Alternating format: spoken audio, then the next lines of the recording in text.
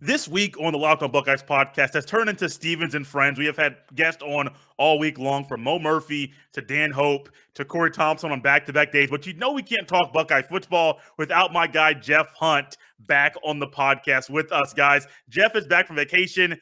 I'm honored to have him on the podcast. We're going to talk a little spring game, little final preparations for that. There was a little FPI ranking that came out from ESPN that I know you guys want to talk about because things might be a little bit different than how you think they might be. But sit back, relax, enjoy this final preparation for the spring game with my guy Jeff Hunt right here on Locked on Buckeyes. You are Locked on Buckeyes, your daily podcast on the Ohio State Buckeyes. Part of the Locked on Podcast Network, your team every day.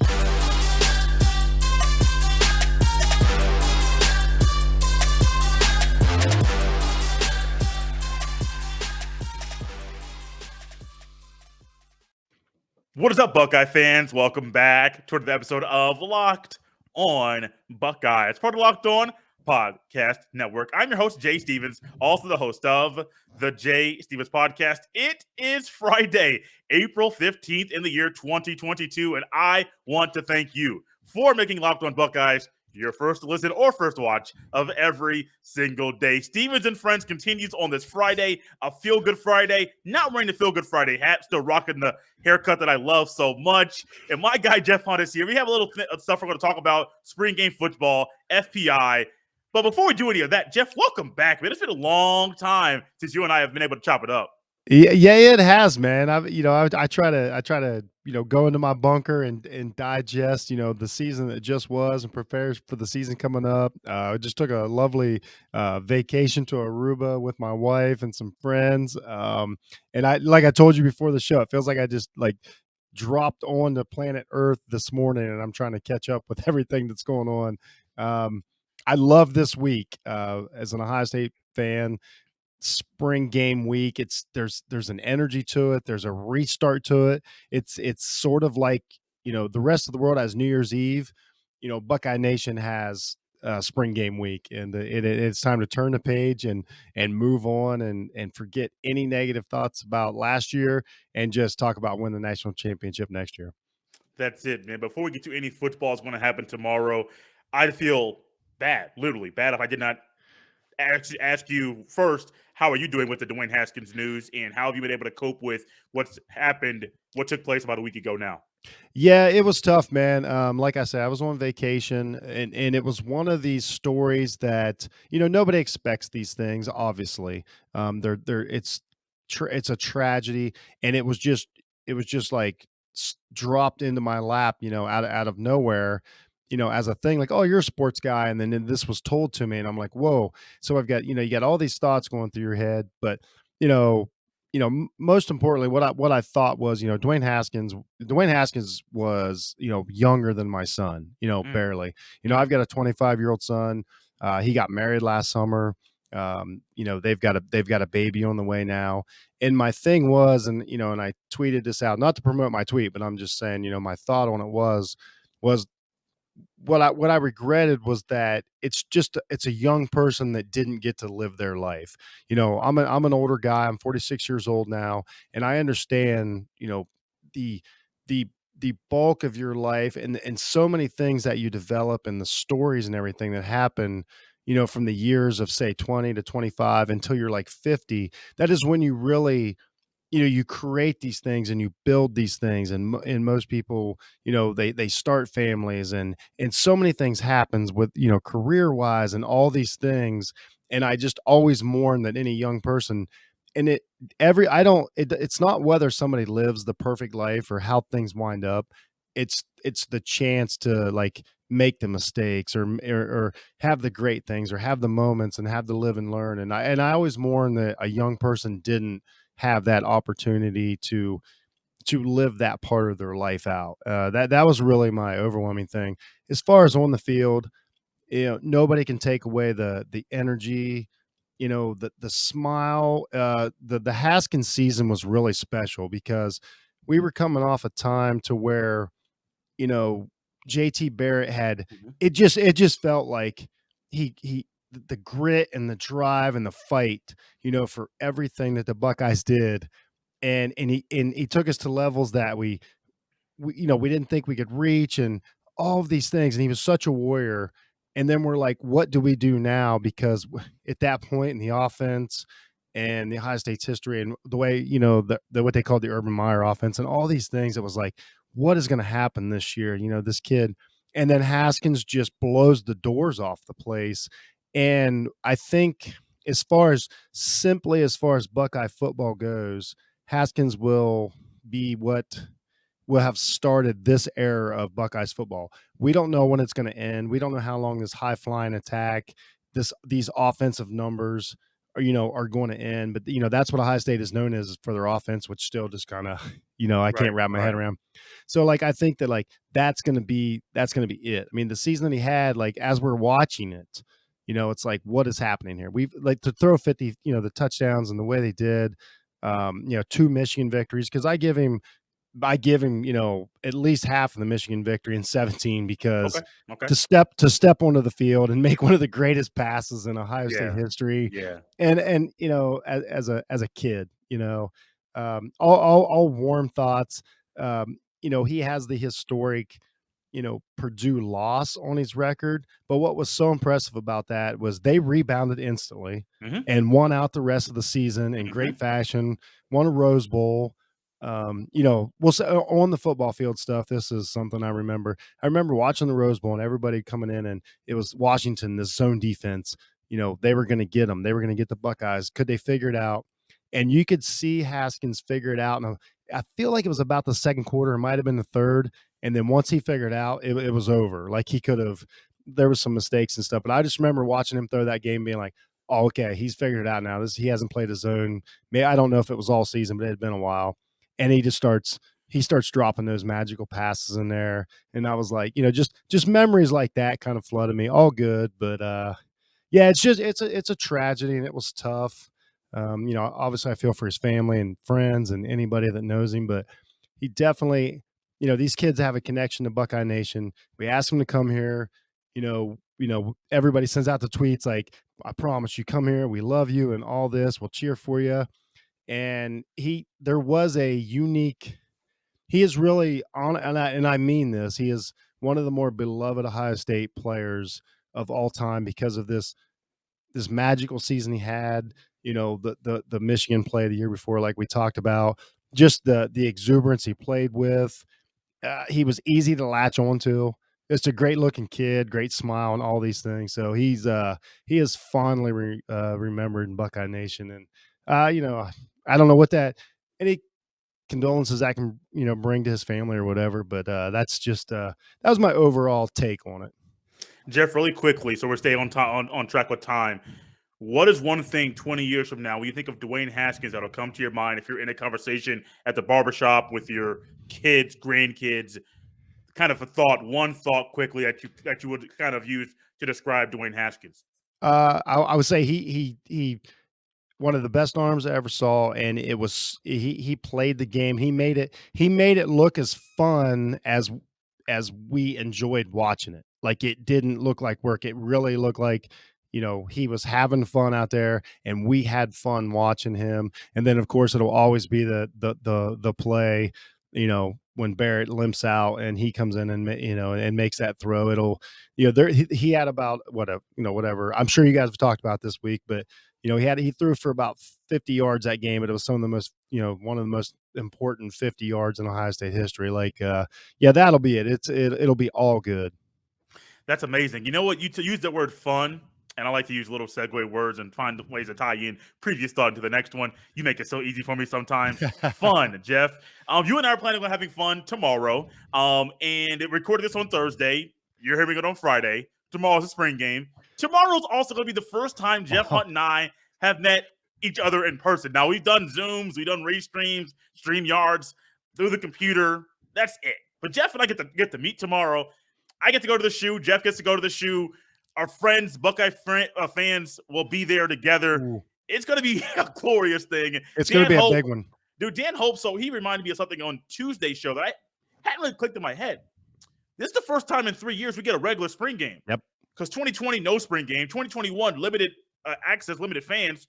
2019 was the last time we had a regular spring game, and we get that this weekend. And you get to couple that with Jeff Hunt and Jay meeting for the very first time, as you get to watch C.J. Stroud, Kyle McCord, Devin Brown, the true freshman, Trevion Henderson, Mayan Williams, Evan Pryor. Get to go to guys on defense, Still Chambers. I know many of you are looking for C.J. Hicks. I'm looking for Caden Curry. This is amazing, man. Buckeye football, a little meeting of two guys that have been doing stuff for 2+ years together. I'm excited, man. I can tell you are as well. There's no better way to get back to the States after a trip away. It's Buckeye football and meeting a guy you've talked to for a couple years just through the computer screen. And honestly, I can't wait. Once, as soon as, I remember asking if you're going to spring game, you said, yeah, like it is. And these spring games aren't all the same. And, we've had some that have rained over the years, so they kind of dulled. But when you have the culmination of, we have a great team coming back and you have, it's going to be pretty decent weather. And the buzz is building for next season coming off that, this, and we talked about this, Jay, when we did the Rose Bowl post game. This is what we talked about. This is the energy that it built. Like when everybody said the game didn't mean anything, we understand what we were talking about, but we also talked about this momentum that it is shoved. And these games are so huge.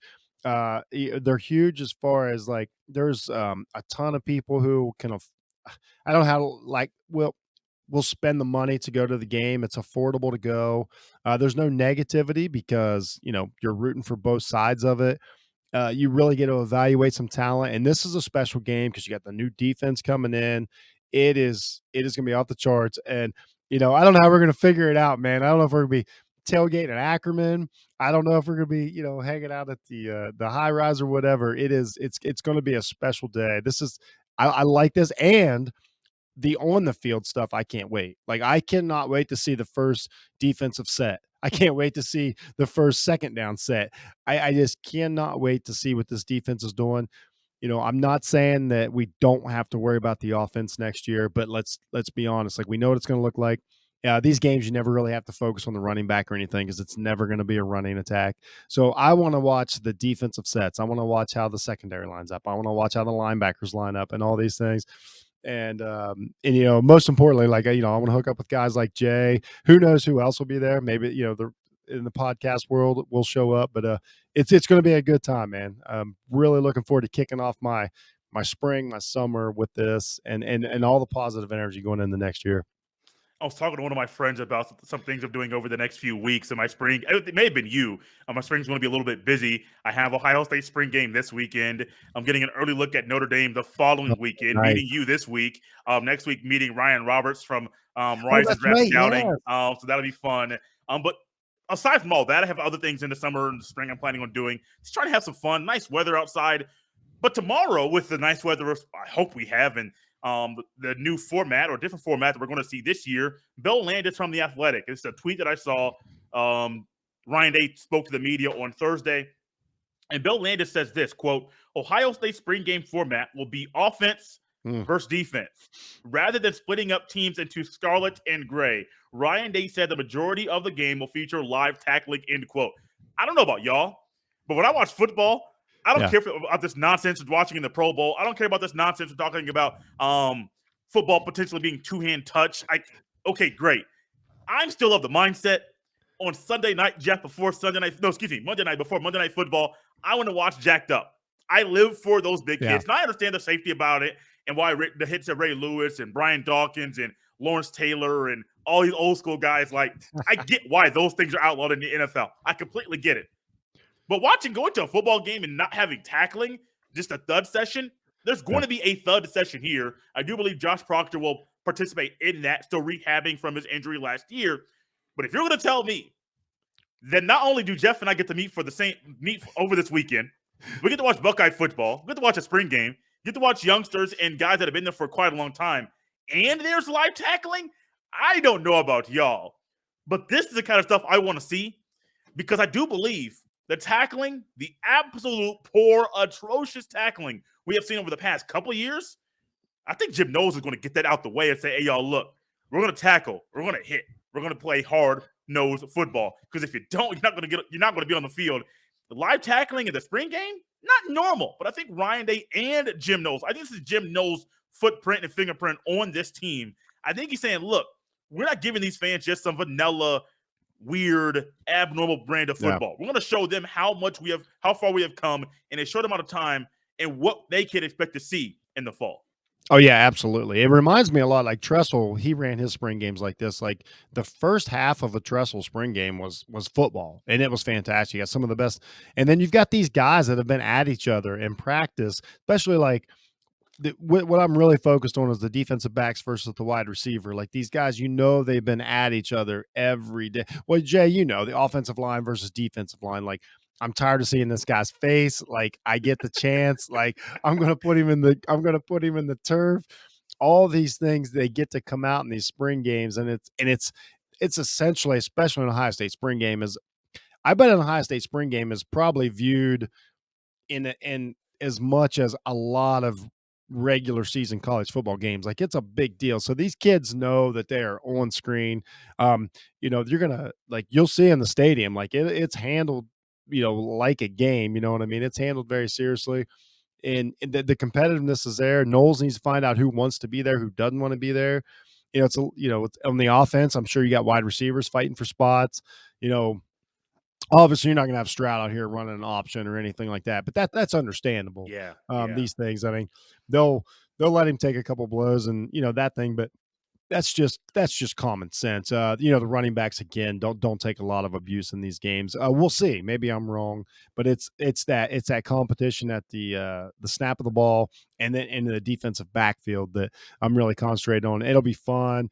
I was there when we broke the record. It was over 100,000 at a spring game. It was stupid. It was really it was dumb. But my favorite of all time that I attended was, I guess it would have been the 06 spring game. Okay. So that was the Troy Smith, the Ted Ginn season. That spring game was I remember watching that spring game and being like, okay, this is the best team I've ever seen. And I wasn't wrong. Like to that point, that was the best Ohio State team that had ever been on the field. So, and this has one of those special feels. And as to where last year, you remember, it was a quarterback competition. That was all the spring game was about last year. And I think we talked about it over the summer. That was a mistake. Because I think that they overlooked a lot of things that bit us in the behind. So this year's the defensive spring game, and you're obviously watching the backup quarterbacks. It's just going to be so exciting, and it's just fun to be there and in the environment and around the people and the energy, and it's a good time. It's really a good time. It is. And guys, we're here with Jeff Hunt, the host of the Jeff Needs Sports, Jeff Needs Help podcast.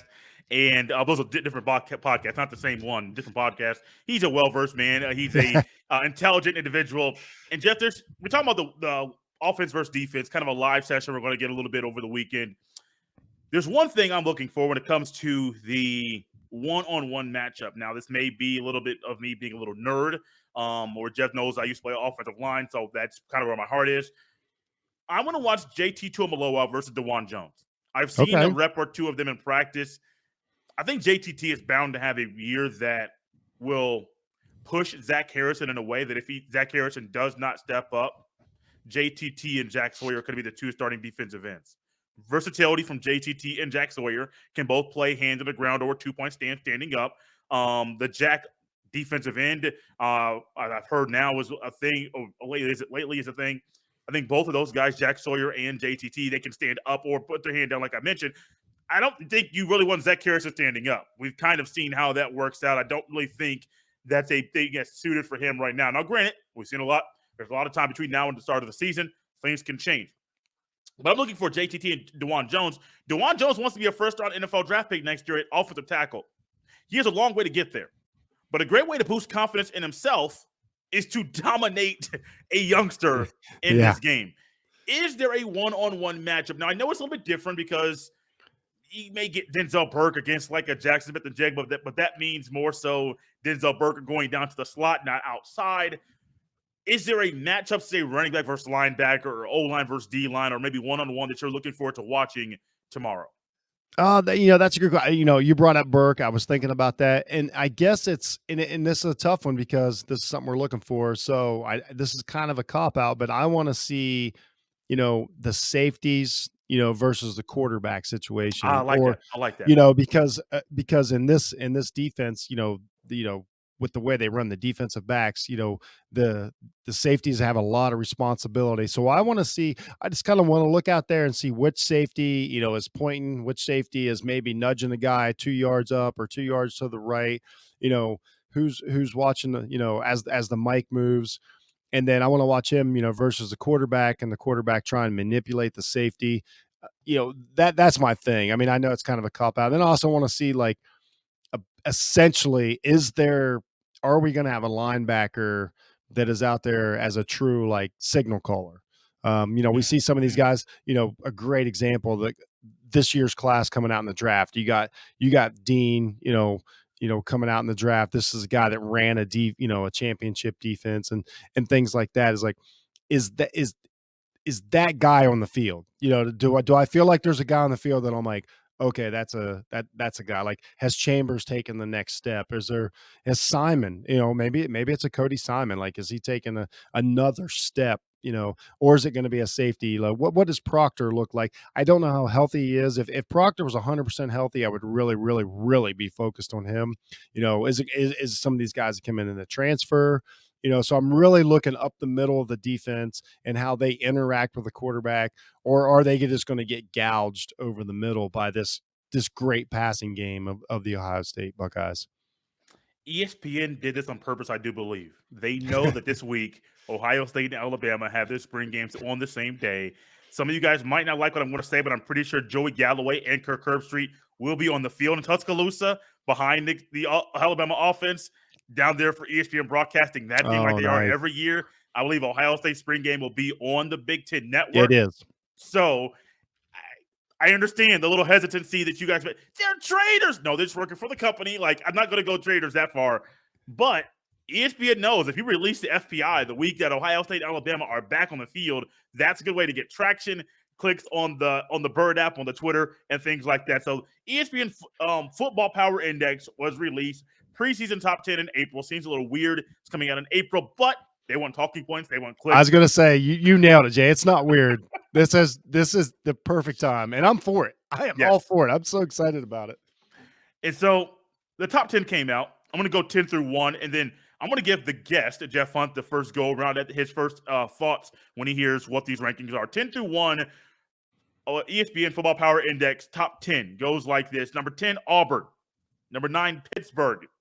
Interesting. Number 8, Oklahoma, just with a new coach. Number 7, Michigan. Number 6, Texas. Quinn Ewers, I hope you're ready for the big show. Number 5, Notre Dame. Marcus Freeman, welcome to the big leagues. Number 4, Clemson. Number 3, Georgia. Number 2, Ohio State. Number 1, Alabama. Jeff Hunt, the floor is yours. I like it. And I'll tell you why I like this index, because, Jay, you bring it up a lot.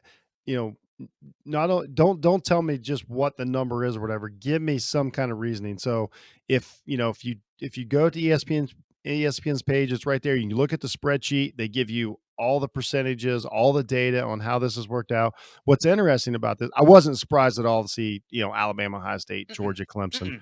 It makes sense. And then when I really dug into it, here's something else. Number 1 to make the playoffs is actually Ohio State.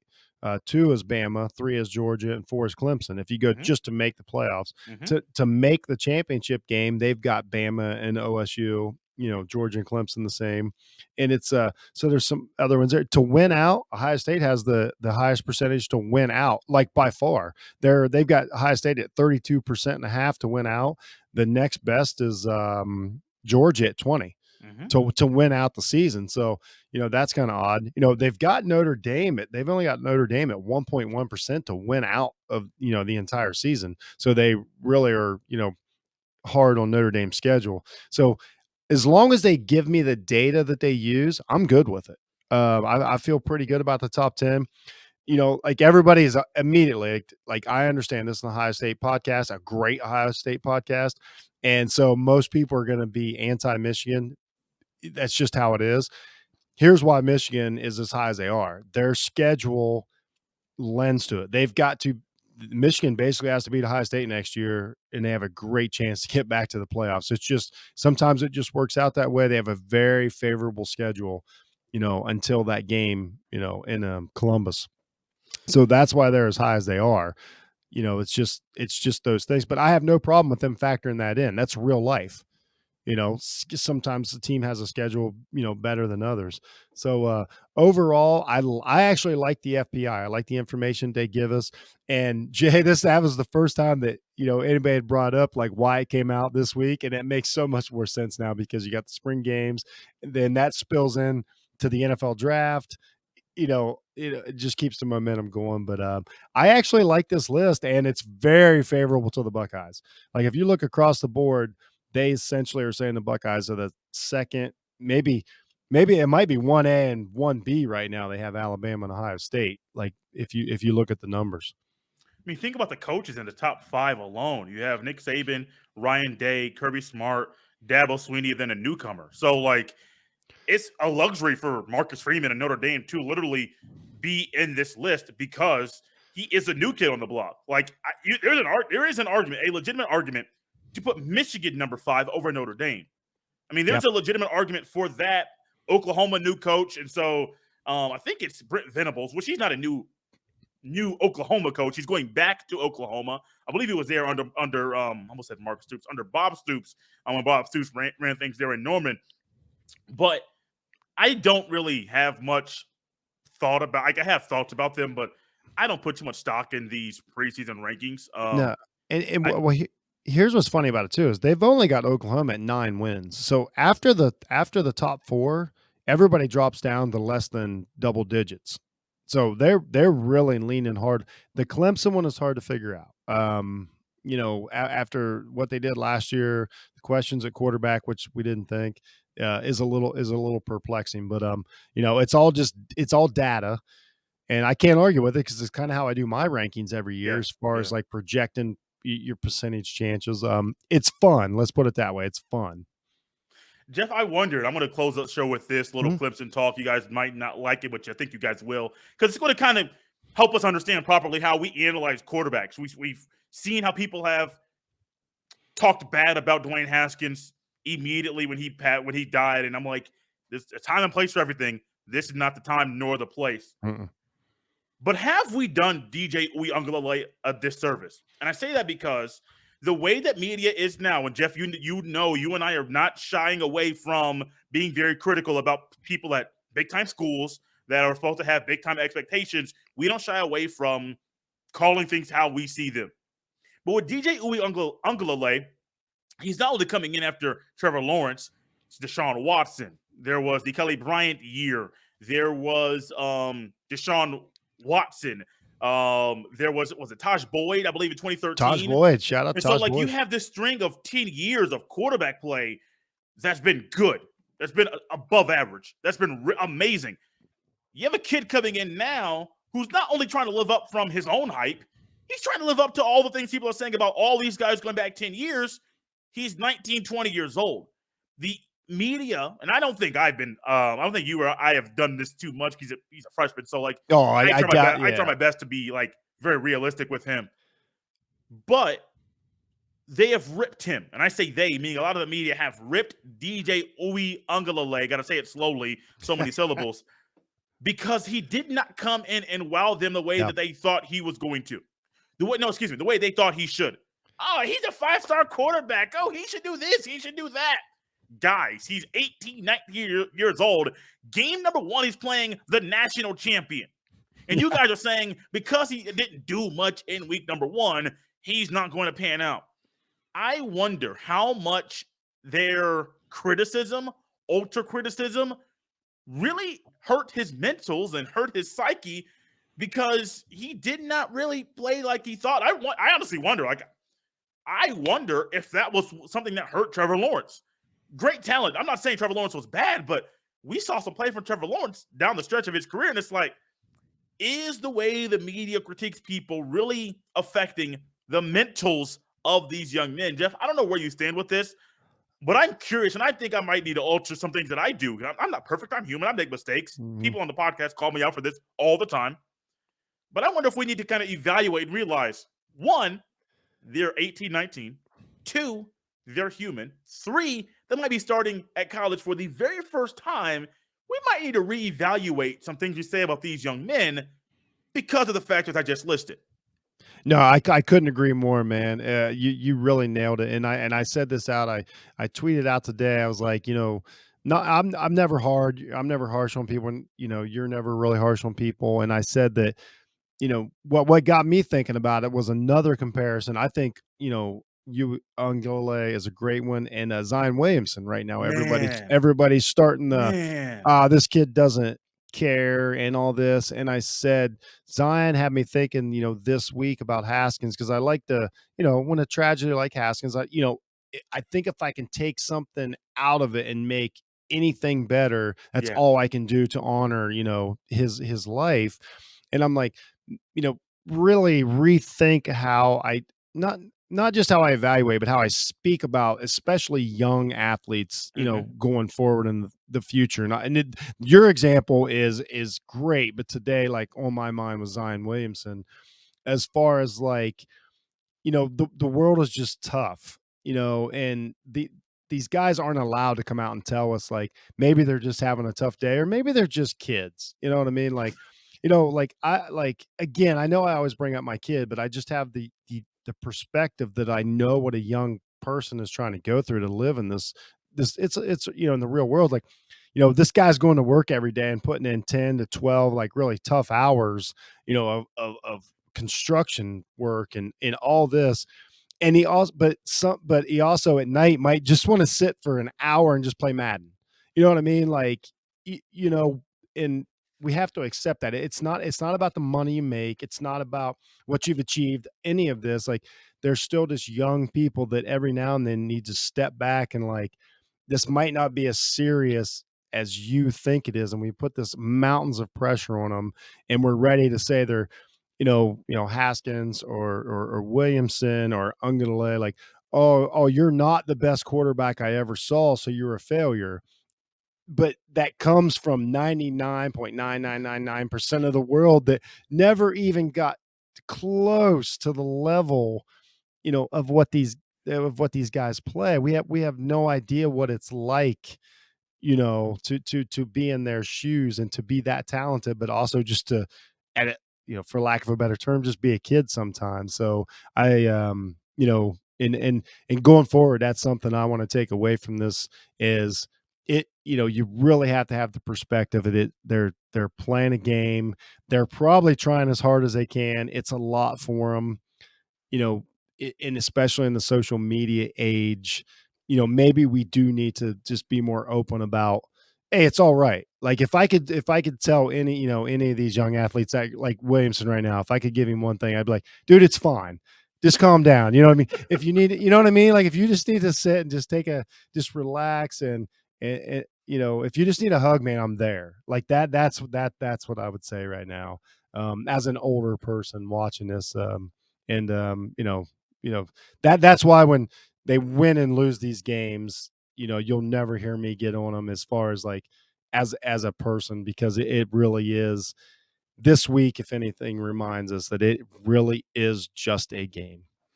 That's it, man. It's just a game. What's not just a game is how much fun we're going to have tomorrow. No, literally, it's not just a game. This is real life stuff we're talking about. We're going to be in the shoe. I Yeah. hope you're in the shoe. You guys can follow me on Twitter at jsteven07. Follow Jeff on Twitter at jhunt006. If you want to message me and let me know you're there and you want to meet up, I don't care. I welcome it. Email me jstevens317 at gmail.com. If you have any questions about anything Jeff Rice said, feel free to reach out to me. I know, tweet at Jeff. He might tweet back at you. Tweet at me. I don't care. We'll have a healthy back and forth. If you guys want to drop some comments in the YouTube comment section, great. I might actually have Jeff come back on here at some point to just filter some of your questions, because you guys know I don't shy away from the YouTube comments. You guys have questions. Jay tries to provide an answer for those, but a little different closing out of the show this week. Jeff Hunt's here. Jeff, we're out for the day. I'm excited for tomorrow. I know you're excited for tomorrow. I can't wait. It's gonna be so much fun. I can't stop talking about it. We, us as a whole, people listening and watching, we have not been able to watch football, live football, in quite a long time. The Super Bowl was at the beginning of February. Most of us don't have the means to get there. But man, I'm excited. I hope you're excited. Guys, we're done out of here on this Feel Good Friday. Football's back tomorrow. I can't wait. We'll recap it on Monday, Tuesday. Might have Jeff come back on. I haven't talked about this yet, but might try to find time for Jeff to come back on to recap the game and have a good time. Guys, have fun. Enjoy the weekend, and go Bucks.